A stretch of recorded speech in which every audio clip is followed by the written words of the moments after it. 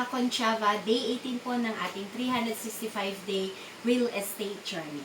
Real estate po ba kayo o real estate practitioner na bago pa lang sa industriya? Kung bago ka pa lang, gaano po ba kahalaga para sa iyo ang kakilala? Kasi sa real estate, connections are gold. Ang topic po natin today, the power of networking in real estate.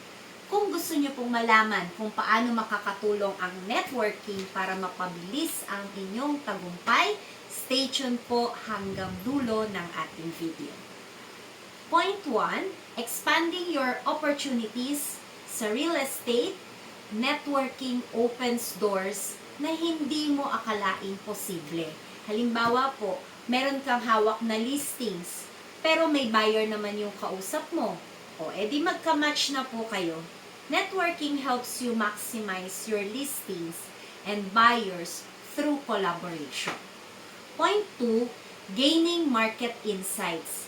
Kapag nasa network ka ng mga experts, lagi kang updated sa mga trends.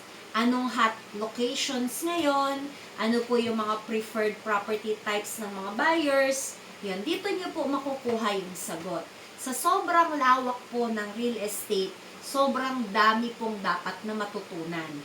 Networking gives you insider info na hindi po nyo makikita sa Google. Point 3, building credibility and trust. Networking isn't just about taking, it's about giving. Kapag consistent kang nagbibigay o nagbibuild ng relationship, nagiging credible po kayo sa field mo. People trust those they know and like. At alam mo naman, trust is key sa real estate deals. Ang point 4, learning from peers and mentors. Networking connects you with people na makakapag-share ng strategies na effective. Kapag surrounded ka ng mga successful sa industriya, mahahawa ka sa mindset at habits nila. Networking is like having a mini masterclass every time you engage with the right people.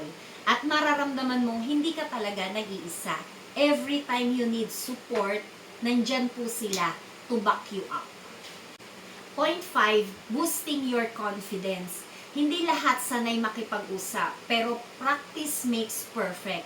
Like ito pong ginagawa ko ngayon na vlog. Sa tingin niyo po ba, magagawa ko to kung walang nagpupush sa akin? Habang lumalawak ang network mo, mas nagiging confident ka sa pag-pitch, pag-handle ng clients, at pag-close ng deals. Remember, a confident realtor is a successful one. Kaya, mga kakonchava, attend events, join groups, and never stop building connections. Networking po is your secret weapon to success. This is Natalie Concha of VS Concha Realty. Don't forget to like, share, and follow. Lagi po nating tatandaan, real estate is for everyone. Let's learn together.